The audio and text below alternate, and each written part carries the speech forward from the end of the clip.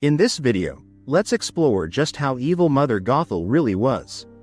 It goes far beyond the way she treated Rapunzel. Gothel was always obsessed with her appearance and couldn't accept the fact that she was getting older and losing the beauty she once had. As you know, tomorrow is a very Rapunzel, big day. look in that mirror. You know what I see? I see a strong, confident, beautiful young lady. Oh, look, you're here too. To stay young, she was willing to do absolutely anything, no matter who got hurt in the process. Even before kidnapping Rapunzel, Gothel had already shown how selfish and heartless she was. She had her own daughter, Cassandra, whom she raised in a secluded cottage. Instead of giving her the love and care a child deserves, she forced Cassandra to do grueling chores while completely ignoring her emotional needs. I was paid the nicest compliment today. There I was picking out fruit that... Oh, Cassandra, would you be a dear and sweep a little quieter? She couldn't have cared less about her own daughter. To Gothel, Cassandra was basically an annoying little pest, and the only affection she ever showed was shallow and manipulative, just enough to keep her quiet and under control.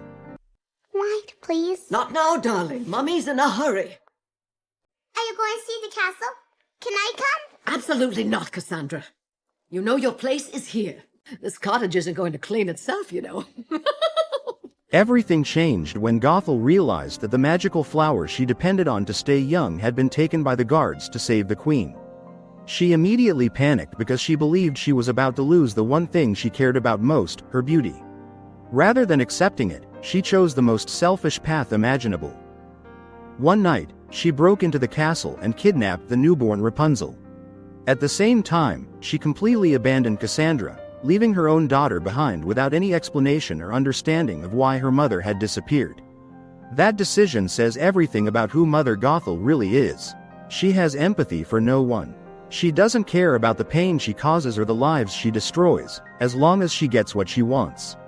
She only cares about herself, and after abandoning Cassandra, Rapunzel became her next victim. She didn't need chains or locked doors to keep Rapunzel trapped in the tower. Instead, she relied on emotional imprisonment. She never truly loved Rapunzel. What she loved was Rapunzel's magical hair because to Gothel, that hair was the only thing keeping her young. Rapunzel herself wasn't treated like a daughter, she was treated like a possession, almost like a biological battery that existed only to preserve Gothel's youth. Gothel didn't care whether Rapunzel was happy, sad, lonely, or scared. None of that mattered to her. The only thing that mattered was making sure Rapunzel never left the tower. To do that, she constantly destroyed Rapunzel's self-esteem. She kept telling her that she was weak, that she couldn't take care of herself, and that the outside world was far too dangerous for someone like her.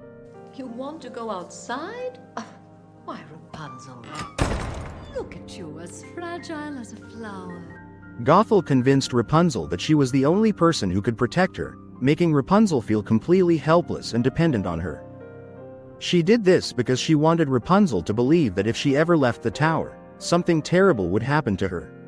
It was emotional manipulation at its worst. Rapunzel dreamed of seeing the outside world. She wanted to explore, meet new people, and experience life beyond the tower. But after hearing Gothel tell her over and over that she was weak and incapable, she started believing it herself. She felt useless, and that was exactly what Gothel wanted. As long as Rapunzel believed she couldn't survive on her own, she would stay in the tower. And as long as she stayed in the tower, Gothel kept the magical hair all to herself and could continue using it to stay young. Without Rapunzel's hair, Gothel would have died a long time ago. She was already centuries old, and every time the magic keeping her young began to wear off, Rapunzel was there to restore her youth. To Gothel, that was all Rapunzel was ever meant to be, the source of the magic she selfishly depended on. When emotional manipulation was no longer enough, she immediately turned to lethal violence without a shred of remorse. She partnered with the Stabbington brothers, manipulated them, and then betrayed them to the palace guards as part of her plan to stage a fake rescue of Rapunzel. The entire scheme was designed to make Rapunzel trust her again. You were right, Mother. You were right about everything. I know, darling. I know. At the same time, Gothel knew Eugene would be sentenced to death after he stole the princess's crown. She understood how close he had become to Rapunzel, and that made him a threat. If Eugene was gone, it would be much easier for Gothel to keep Rapunzel under her control. When Rapunzel finally discovered the truth about who she really was, Gothel completely dropped the loving mother act. There was no more pretending to care about her. She physically chained Rapunzel, gagged her so she couldn't call for help, and made it clear that she intended to keep her imprisoned for the rest of her life. The moment Eugene arrived at the tower to rescue Rapunzel, Gothel hid in the shadows and waited for the perfect opportunity. Then, when he wasn't expecting it, she stabbed him without hesitation. She was perfectly willing to leave him there to die and simply take Rapunzel away. The only reason she stopped was because Rapunzel begged her to save him, promising that if she did, she would go with her willingly and obey her forever. I'll never run. I'll never try to escape. Just let me heal him, and you and I will be together. Forever, just like you want. Everything will be the way it was. But before Gothel could force Rapunzel to keep that promise, Eugene made one final sacrifice. Knowing that Rapunzel would never truly be free as long as her magical hair existed, he cut it. The moment the hair was cut, its magic disappeared forever. In an instant, all the centuries that the magic had been holding back caught up with Gothel. She rapidly aged into the frail old woman she had been avoiding becoming for hundreds of years.